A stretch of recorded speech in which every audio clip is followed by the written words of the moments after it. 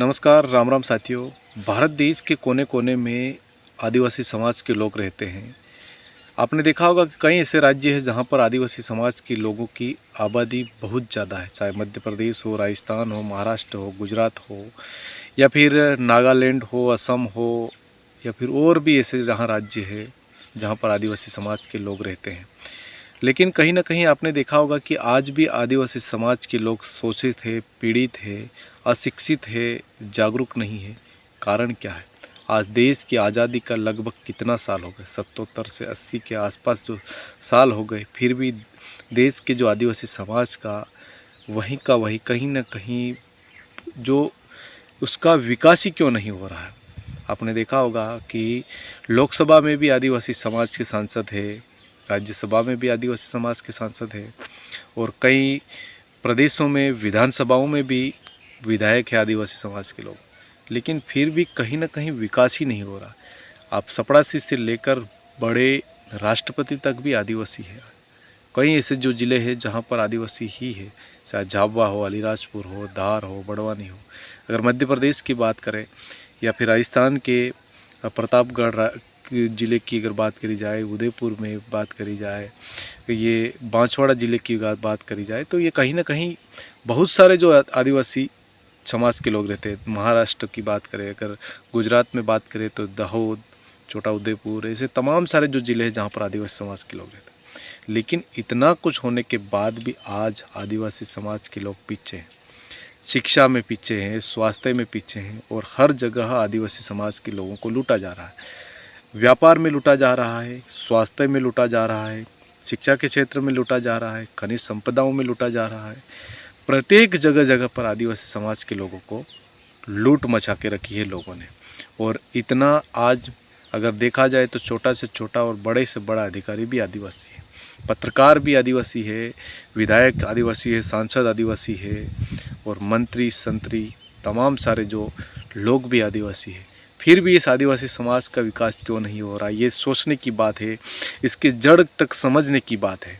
आपने देखा होगा कि हमेशा कोई सा भी केस होता है, चाहे आज अवैध धंधों की बात करी जाए तो उसमें भी आदिवासी समाज को के लोगों को यूज़ कर लिया जाता है और उसमें आदिवासी समाज के लोगों को पीछे कर दिया जाता है और वो लोग उसके पीछे मतलब उसको आगे करके उसके पीछे अन्य समाज के लोग मलाई खाते हैं।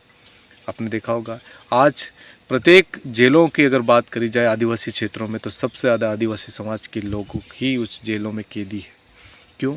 क्योंकि शिक्षा की कमी है और कहीं ना कहीं इस समाज को सुधारना ही नहीं चाहते। और समाज के वरिष्ठ लोग भी और समाज के आज जो अगर कोई एक बार सांसद बना है तो वो हमेशा बोलेगा कि मैं और मेरा परिवार ही सांसद बनेगा। और अगर कोई विधायक बना है तो उसका ही वो भी चाहेगा कि मेरा परिवार ही आगे बढ़े। अगर कोई कलेक्टर है, एसपी है या फिर छोटे बड़े अधिकारी, एसडीएम, तहसीलदार हो, पटवारी हो या फिर ऐसे प्रत्येक जो अधिकारी है वो भी यही चाहेंगे कि हमारे बच्चे आगे बढ़े। लेकिन ऐसा कोई नहीं चाहता कि उन सभी लोगों और सभी समाज के लोगों के जो व्यक्ति है वो सब आगे बढ़े, उनके भी बेटे आगे बढ़े ताकि देश के लिए, समाज के लिए कुछ कर सके। लेकिन ऐसा कोई नहीं सोच रहा है। आज भ्रष्टाचार आपने देखा होगा, आज प्रत्येक गाँव में ग्राम पंचायतों की अगर देखा जाए, नगर परिषदों की अगर देखा जाए तो वहाँ पर भी आदिवासी ही अध्यक्ष और सरपंच है और कई ऐसे अधिकारी है वो भी आदिवासी। लेकिन फिर भी विकास का नाम ही नहीं है और कागज़ों में सिर्फ काम हो रहा है और दूसरा कुछ भी नहीं है। आज अवैध धंधों में लिप्त किसको? आदिवासी समाज को लिप्त कर दिया। मतलब आज दारू की अगर बात करी जाए तो सप्लाई करने के लिए लोगों को रख दिया गया। खनिज की बात करी जाए तो वहाँ पर आदिवासी समाज के लोगों को आधार बनाकर बड़े बड़े टेंडरमैन, कंपनी मैन और बड़े बड़े सेठों द्वारा उनको आधार बनाकर उनकी ज़मीनें वहाँ पर खनिजों के लिए फैक्ट्रियाँ खोल दी गई और उनके खदानें खोल दी गई। तो कहाँ आदिवासी समाज का विकास हो रहा? ये हर किसी व्यक्ति को सोचना चाहिए। आज कितने संगठन आदिवासी समाज के नाम पर बने हैं। आदिवासी विकास परिषद हो, कांग्रेस की तरफ से चलता हो, भील प्रदेश मुक्ति मोर्चा हो, इसके बाद में जयस हो, ऐसे तमाम सारे जो संगठन हैं ये तो संगठन काम कर रहे हैं। और ऐसे बहुत सारे ऐसे जो संगठन हैं वो कई इतने संगठन आदिवासी के नाम पर बने हुए हैं। लेकिन क्या हो रहा? आदिवासी एकता परिषद की बात करी जाए तो कितने सालों से काम कर रहा है।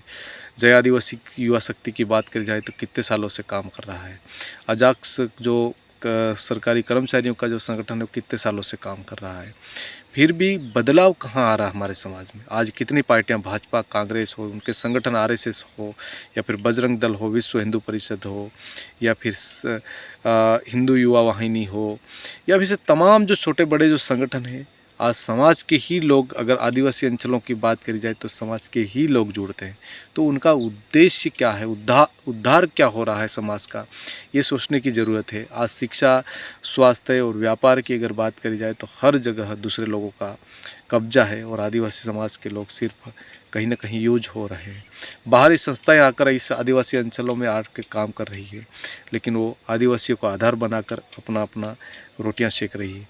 तो कहीं ना कहीं यहाँ के लोगों को सोचना चाहिए और यहाँ के लोगों को समझने की ज़रूरत है। इतनी बड़ी जो पार्टियाँ बनी हुई है, बस सिर्फ सत्ता और कुछ नहीं है, पदों पर बैठने के, विधायक, सांसद और मंत्री बनने की हिस्सा रखते हैं, वो दूसरा कुछ नहीं कर सकते।